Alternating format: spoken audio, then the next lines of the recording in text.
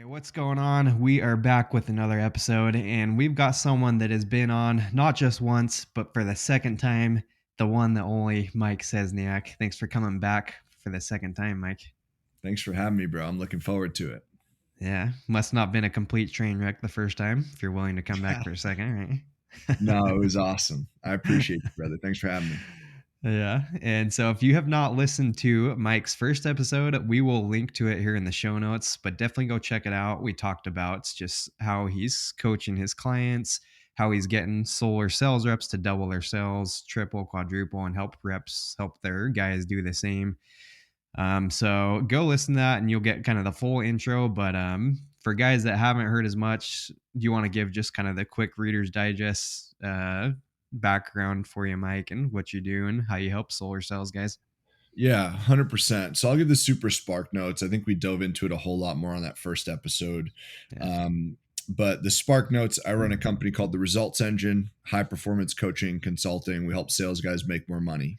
Spend a lot of time in the door to door space, specifically solar. I think probably like 93% of our clients right now are solar. 100% of them knock doors. We've been in this industry about 3.5 years now at this point. I've been running the Results Engine for about 6, almost 7 years now at this point, though. Worked Nice. with tons of different industries. I've personally been in sales over 20 years. I've never knocked a door to sell anything in my life. And that is one of the first things that I say whenever I'm speaking at any of these events, because I don't want people to feel like I'm pulling the wool over their eyes. Yeah.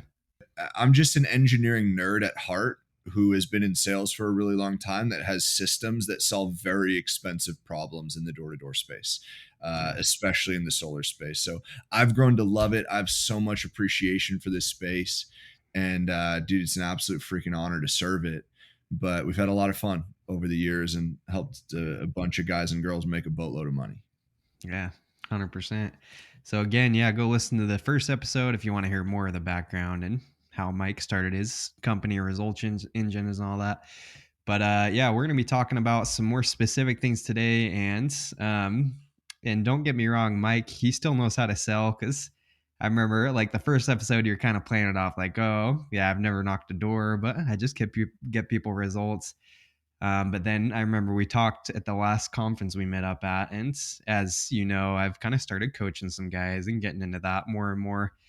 And I was telling you, I'm like, man, Mike, it's hard to get people sold on getting in coaching programs. A lot of people drag their feet and don't want to do it. Like, what are Yeah. you doing? So I realized it. I'm like, okay, Mike, he knows how to sell if he can get guys in his coaching program Yeah. because that's not an easy sell either. So gotta Yeah. hand it to you. You play it off like you don't know how to sell, but this guy can Well, sell people.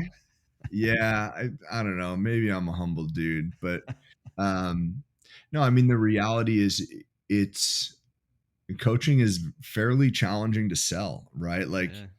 Yeah, And let me preface what I'm about to say, which with like, I don't mean that any of it is unethical or that you're not selling value, but essentially coaching and consulting, like you're selling air, you're selling a belief, you're selling like a brand, yeah, right? I'm selling me to a client.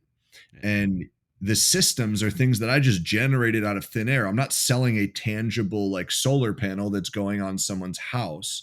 yeah, So, sometimes that becomes really challenging, but the concept that you're selling has a proven track record. It becomes a lot easier, and thankfully we've worked with hundreds of reps and gotten some pretty decent results. So that makes it a little bit easier, but yeah, yeah, I've been around the block on the sales game. So definitely, I just say all that frankly because we very often get associated with sales training, and that's not it. We're not the what to say, right? A lot of my buddies are in that space, and I send our clients to them when they want the industry specific sales principles.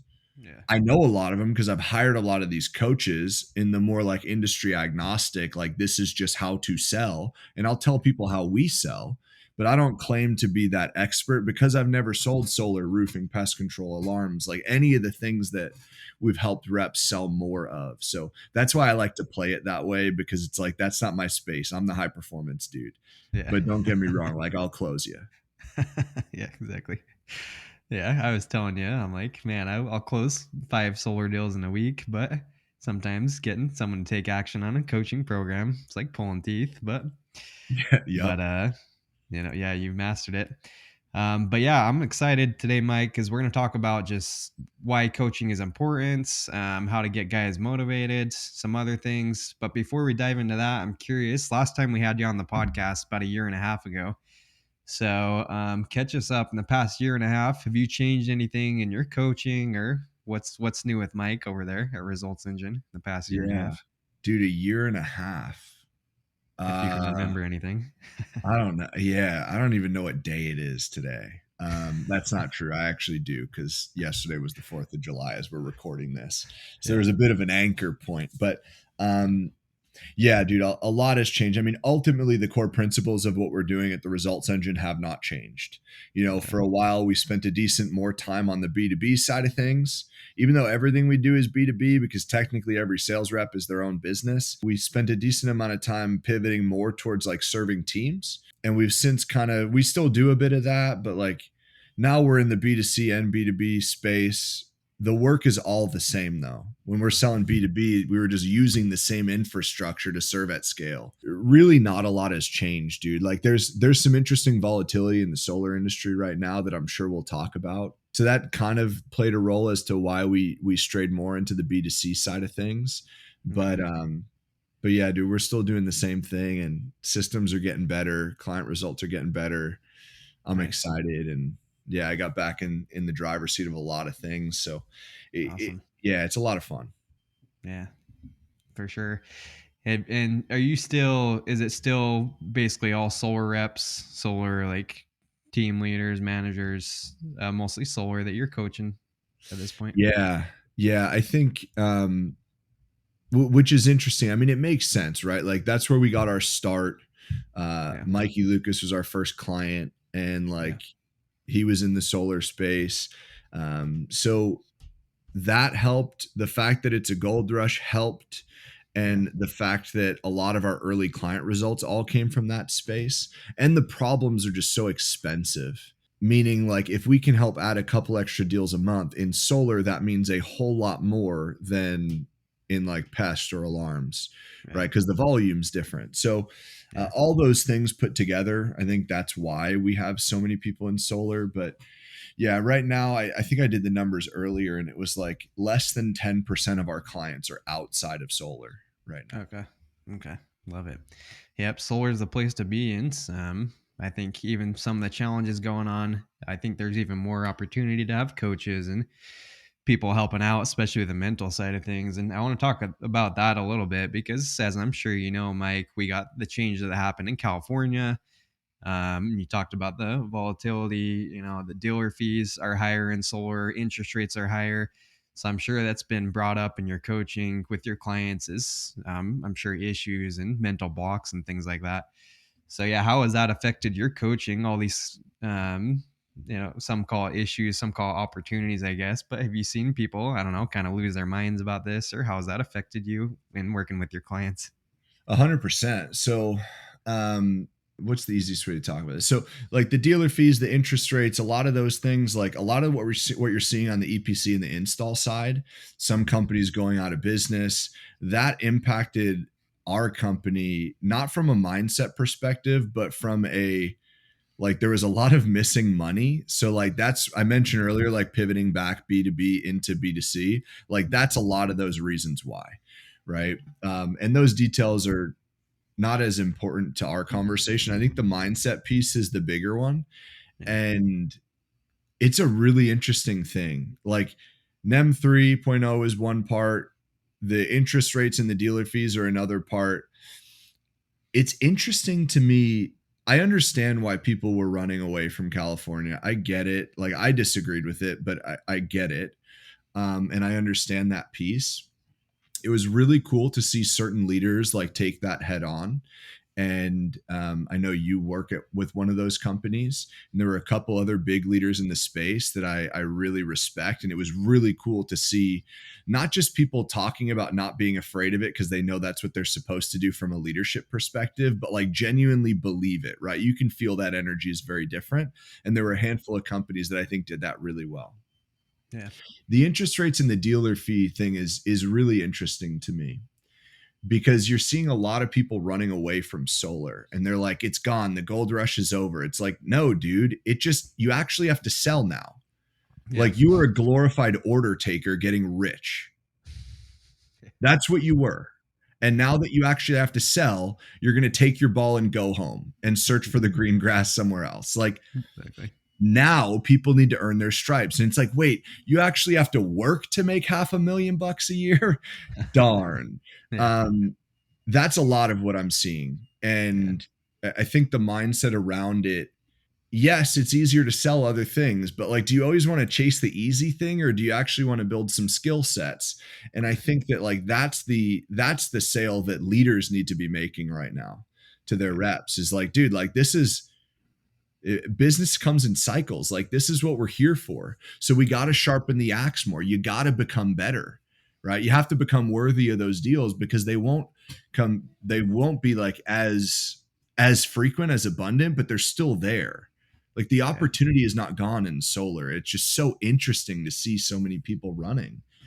But again, like for people like yourself who really take it head on, you will win. Like Yeah. not immediately, but definitely. It's inevitable. So Yeah. it always becomes a mindset conversation. Yeah, definitely. Yeah, and out here in California, in a way, we like it because so many of these reps they've just run to other states, and there's like panic going on, and people don't know where to go to. A lot of smaller organizations are disappearing, and Yeah. even guys getting out of the industry. So I'm like, all right, you guys can all leave San Diego, and more customers for me. Way less saturated. People still save money out here, even with all the changes that have gone on. Yep. So yeah, I'm liking it in that aspect. But yeah, I Cool. know there's been a lot of mental blocks for people.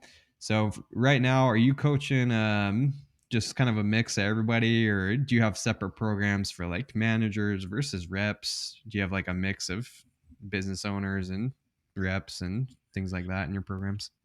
Yeah. So I don't know how much we dove into this on the first call, but we've always had two programs in our company. We have Launch and Accelerator. Launch is Okay. where we're working primarily with setters and like early self-gen guys and girls. Okay. And really like building that foundation, building the consistency, getting some decent deal flow. Yeah. And then Accelerator is our back end program. That's where executives, owners, leaders, managers, top closers, and even like setter managers. We have, guys running large setter organizations or just setting themselves doing like 20 plus deals a month, Yeah. like Okay. people doing like pretty decent volume. Yeah. I always kind of compare it to like launches where you're trying to make your first six figures and accelerators where you're trying to get past like a quarter to like 500,000 Yeah. and then some. So the Okay. problems that we're solving are different in each of those, and it's dependent on where people are at. But it's usually a handful of similar problems. Yeah. It's like, how do we execute consistently? That's the number one word that everybody wants. Yeah. That's what everybody wants in their business, Okay. especially in commission sales, because it's like fairly volatile, right? Especially like an industry like solar where it's a couple deals a month and you're making really decent money. How do you navigate the inputs effectively such that the outputs are somewhat consistent?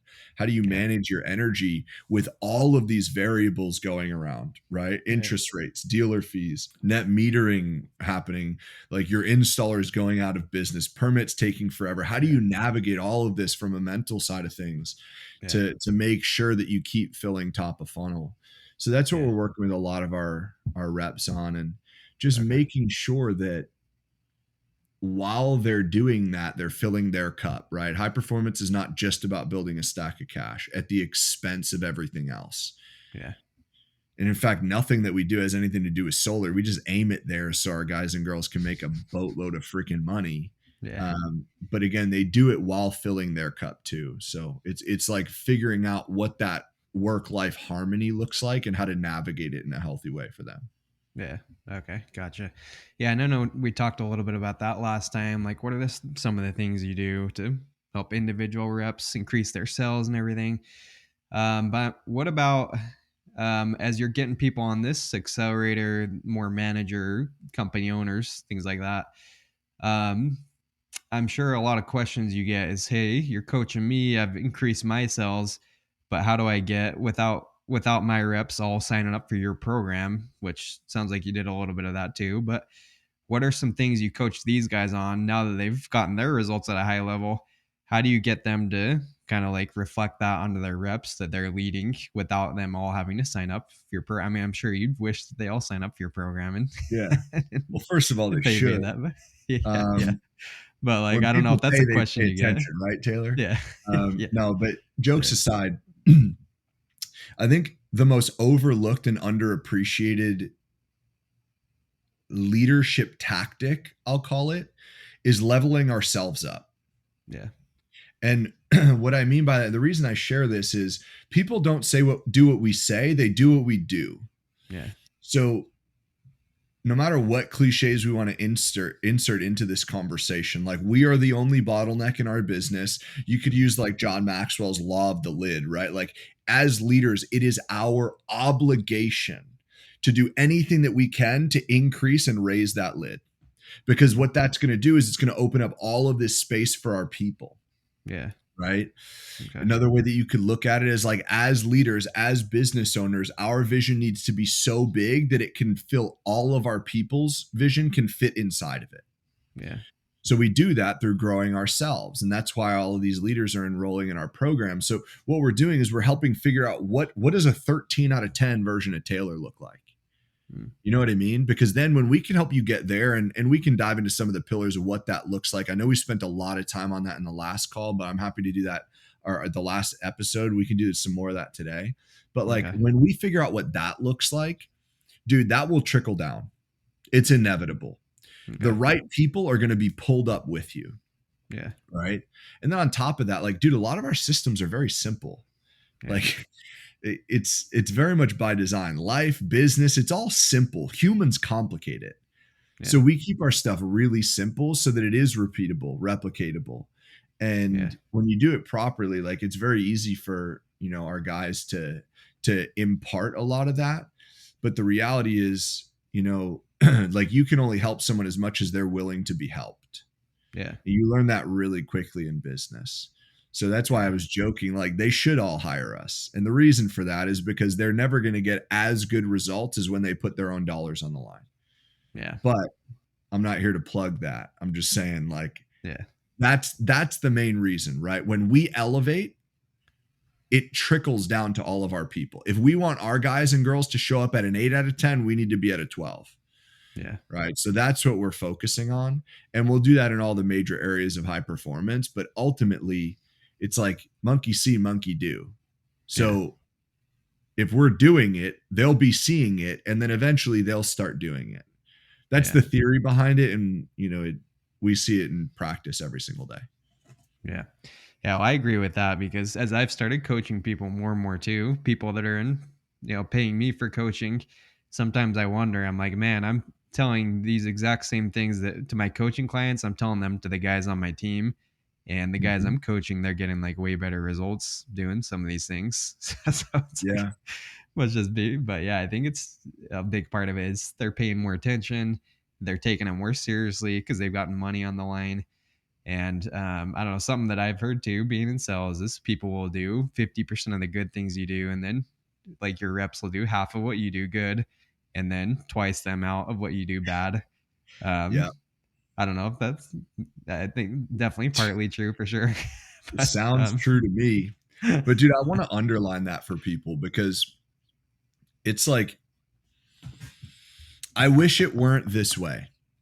yeah, Because I think every coach goes through this. When you're building a coaching business, like you try and give all the stuff away, yeah, right? You give it away for free.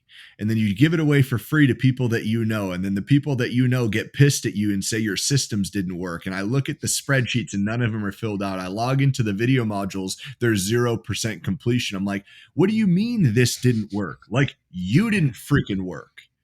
yeah, And I think that's a really important piece.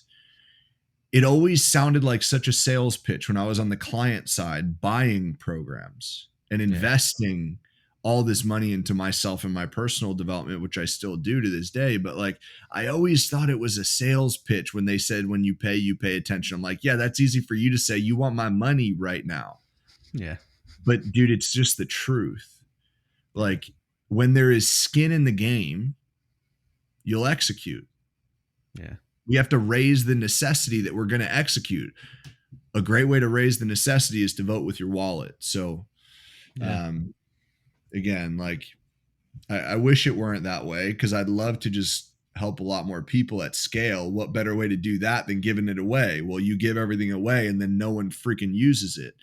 So it's Yeah. just an unfortunate part of human nature and an unfortunate part of the business, but it is what Yeah. it is. Yeah. Well, and yeah, at the end of the day, I'm sure between the two of us, I'm sure you, Mike, probably give away 80 to 90% of your stuff in the podcast in your program. And Good same with amount. me, like, Mhm. like everything we talk about. But it's like, why can't people just go listen to these podcasts and double their sales? Probably Yeah. because they're not implementing all of it. They're not taking it seriously. They're not like, digging into it as much. So I think there's definitely something to be said about getting a coach and putting your money on the line like that.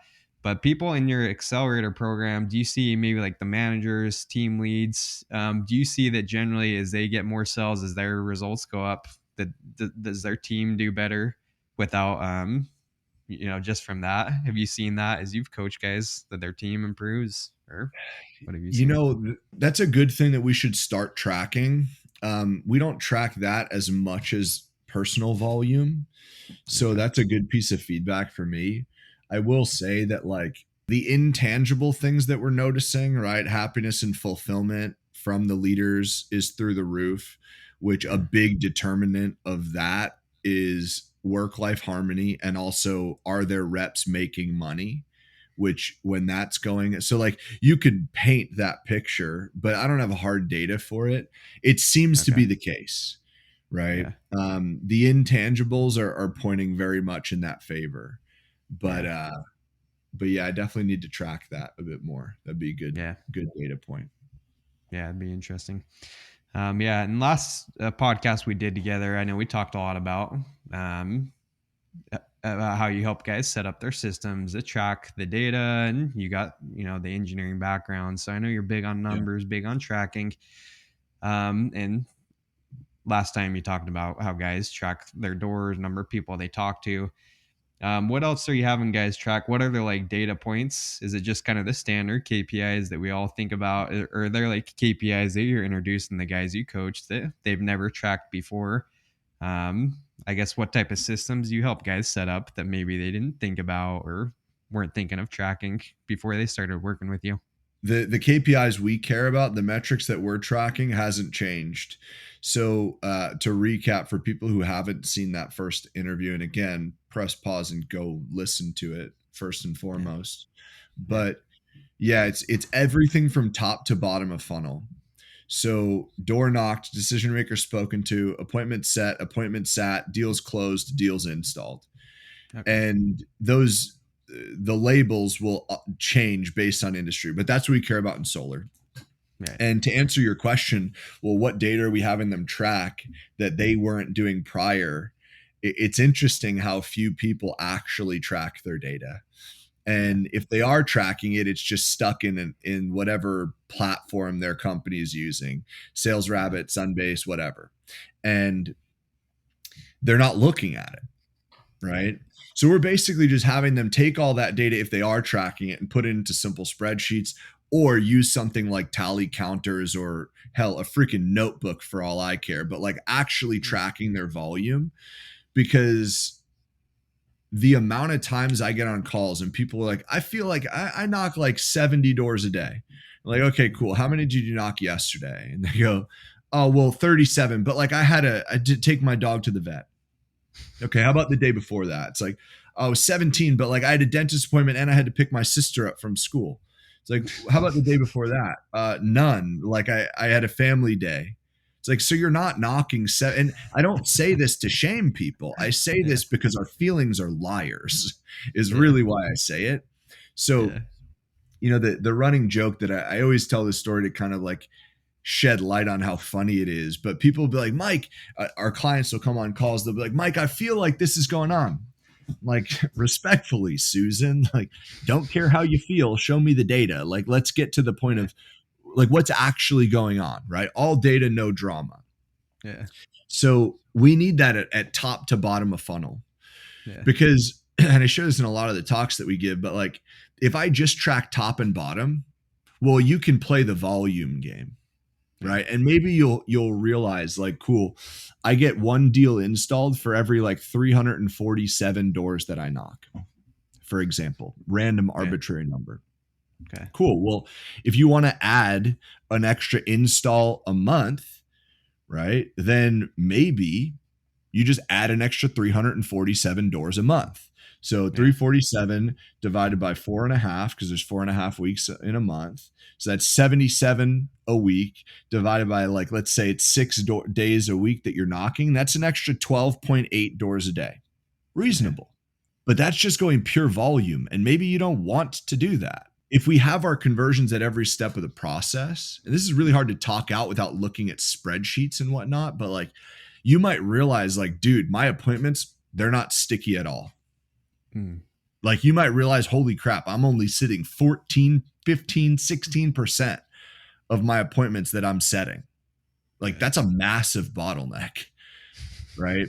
And when you have all of these pieces, then you could start to play around with the numbers. So we have all these conversion trackers that we have for our clients where we'll literally help them track all of that data and plug in their targets. So like I want 40 installs, 60 installs this year. I make on average $5,000 a deal. It's like, cool. Then you're going to make 300,000 on 60 installs, right? If we Yeah. have all of our conversions, we know how much we're making per door and we can guesstimate exactly. It's fun to say guesstimate and exactly, but you get what I mean. Like we have a pretty dang good estimation of how many doors need to be knocked, however many days per week, based on our historical conversions because we have the data, Right. right? So we Yeah. can work smart and hard. And then odds are when we solve one of those bottlenecks, the door volume goes down, Yeah. but maybe we still want to knock that same amount of doors. Well, all of a sudden, if we cut our door volume in half, now we can still knock the same amount. So double that volume, but now we've doubled our outcome. Like Yeah. we've doubled our results by working smart and hard. So Mm. it's a very important piece of the business that unfortunately not very many people are taking as seriously as they should. We all know Yeah. that sales is numbers and everyone talks about how it sales is numbers and they just talk about it from a volume perspective, which is again super cute advice but missing a ton of context. What we Yeah. really mean is go knock more doors with the same energy and the same performance. Then it will lead to more sales, Yeah. right? But when you Yeah. also know these pieces, you can play them all together in a really powerful way that leads to really, really significant results. So people need to be Yeah. tracking it however you need to, but track those numbers, excuse me.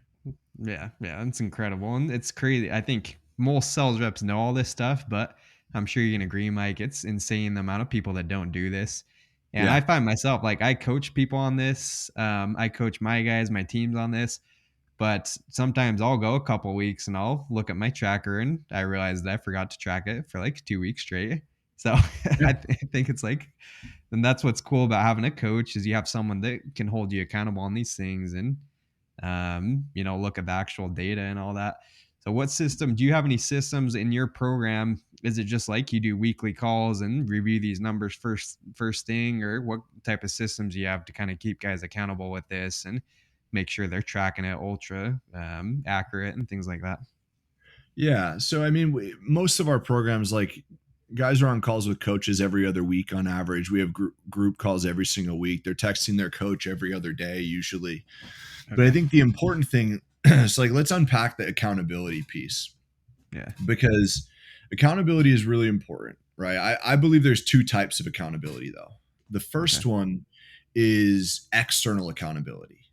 Mm. So that's what most people think about. They think of a coach, they think of an accountability partner, they think about like, publicizing a goal on social media, reverse bets, like any of these things, Yeah. which is great. And that's where it starts, right? The problem is we're dependent on something external, something else. The goal, and this is what we do in a lot of our programs, is to get you to the internal accountability, that second type. This is a massive self-confidence play. It's a self-trust play. It takes a lot of work to get there, but the goal is, you start with the external, you transition over to the internal, where you become so accountable to your own word, like your confidence in keeping your word, because you have a mountain of undeniable proof Mm. that you are what you say you are, like Alex Hormozy likes to talk about, right? Yeah. You have that proof. So you trust that you get to the point where all you need to do is declare that something will be done and it's as good as done. And you're accountable to yourself. Wow. That's the goal. That's the holy grail. That's where we need to get to. So Yeah. we start with the external, and we'll use parts of, like, dude, the external works. That's why it still exists. Yeah. Right. And we'll use parts of the external. We'll use things like reverse bets in our programs because it's a good jolt. But all of it is ultimately a self-confidence play where it's like, dude, we build this stack of wins that, like, we know what we are. We know who we are. And we Yeah. do what we say we're going to do. And we just happen to make commitments around the things that move the needle in our business. Right. Right. And the things that move the needle in our relationships and in our health. So kind of went on a tangent there, but I think that's really important to understand, because we want to start over on the external because that's what we always have access to. But the problem is we're dependent. We want to Yeah. build the independence. Yeah. Right. And that's the game that we play. Yeah. I love that. And yeah, I think ultimately if you can get to that level, yeah, that's when you're starting to crush it. That's when things get fun.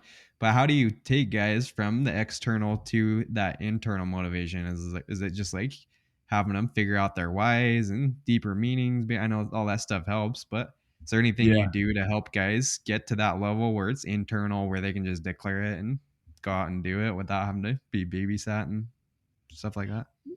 Yeah. I mean, it starts with a lot of those things. Like, you have to understand your reasons, right? Like, why are you doing it? Those Mhm. things get the fire started. Yeah. But ultimately, what finalizes that transition is the stack of undeniable proof.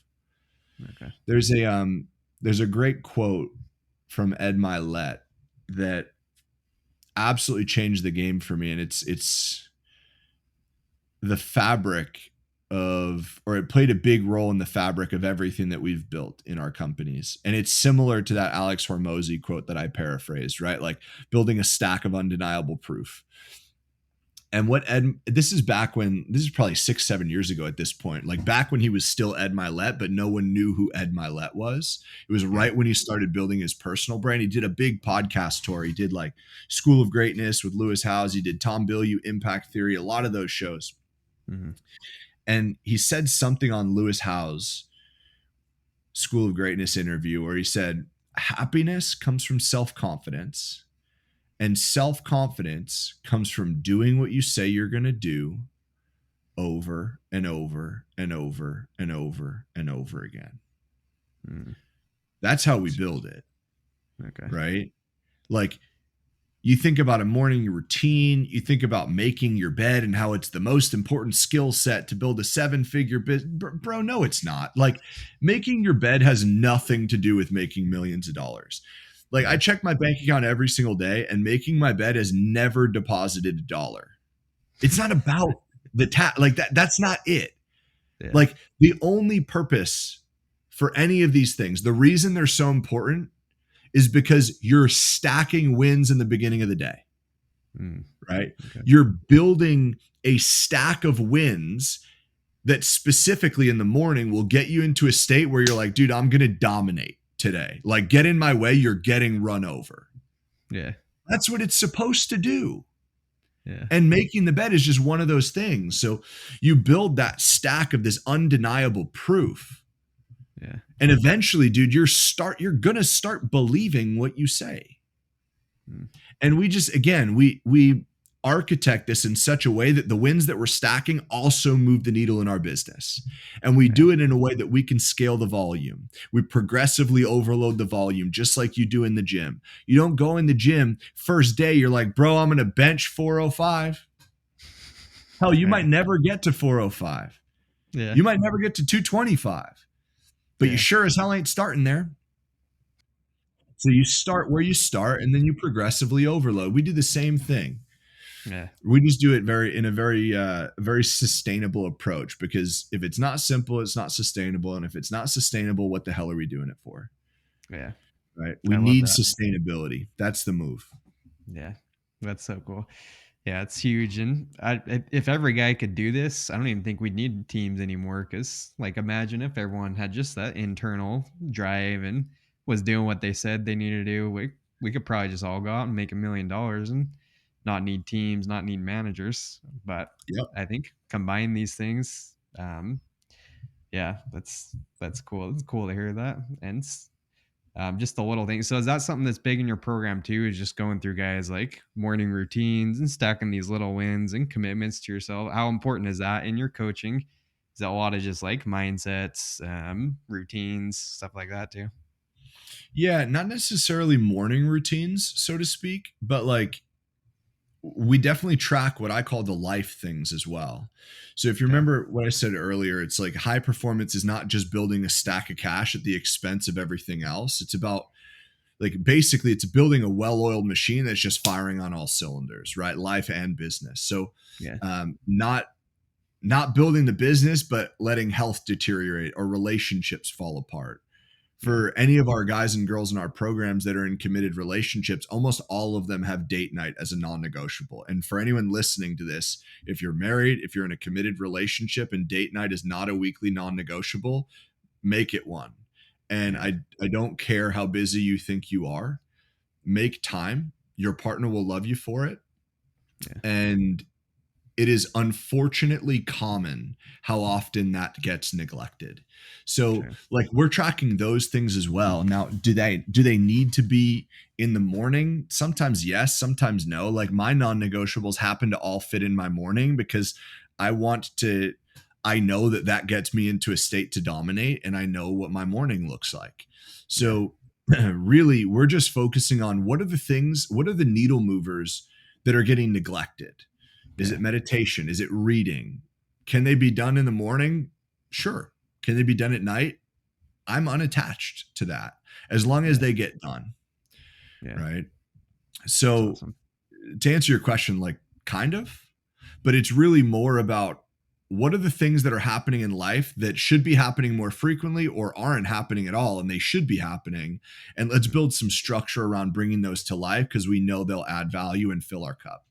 That's Yeah. really what we do. And the time is not as relevant for us because we're just about building the wins, stacking the Yeah. wins, and leading to the momentum, the happiness, the fulfillment, everything that we want in life. Yeah. Okay. That makes sense. That's awesome. Oh, cool. And I know we're short on time here, Mike, but last question or two before we wrap up. Sure. You've coached, I'm sure, dozens, if not hundreds of reps at this point and seen a lot of the industry, seen a lot of what guys struggle with. So probably you, maybe better than anyone, have like seen behind the scenes and, taken a look in the brains of like the solar cells guys. So what is it after all your coaching you've done over what, 8 years now, you said? Is it 7, 8 years you've been doing Yeah, this? 7-ish. 7? Okay. So what would you say if you could narrow it down? What are some of the biggest problems that these reps face? Is it just the consistency stuff like we're talking about? Or is there anything else that you think is like, okay, every rep I start coaching, they're struggling with this, and this is what we're doing for that. So I don't know if it's Yeah. possible to narrow it down into a few. Yeah, consistency is definitely the most common one. It does feel like Okay. a cop out answer, probably because I talk about it so much, but that's Yeah. 100% the number one. Okay. And then I would also say that um, two other pieces that I find myself training on a lot right now. Number one is the life stuff, like that gets neglected.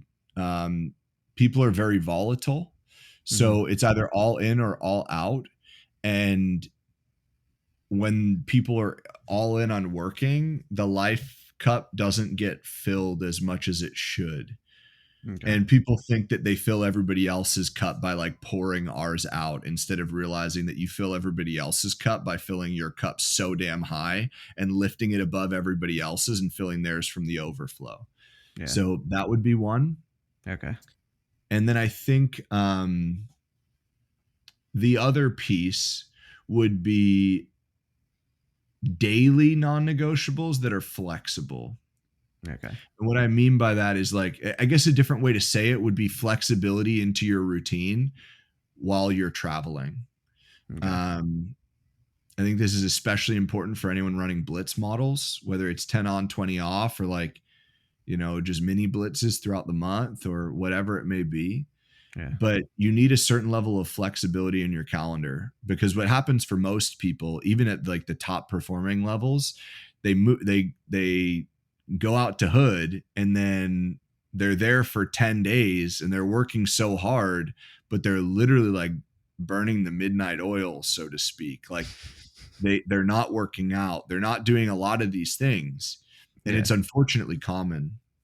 True. So what I've been talking to a lot of guys and girls about lately is, how do you build that flexibility into the routine such that you're not dependent on something? Because the reality is, as humans, we're so easy to fall out of routine. Mm-hmm. And sometimes it's just being dependent on one little thing that subconsciously we're like, nope, I can't do that part of my routine. I'm not home. Yeah. Right. For me, anybody that watches my Instagram stories probably thinks that, okay, well, if Lifetime is not at wherever Mike is, then it's not going to happen. Right. It's like, no, it's not Yeah. about the Lifetime. It's Yeah. not about the jacuzzi or the sauna. It's like, okay, well, what can my alternative be? Like, Yeah.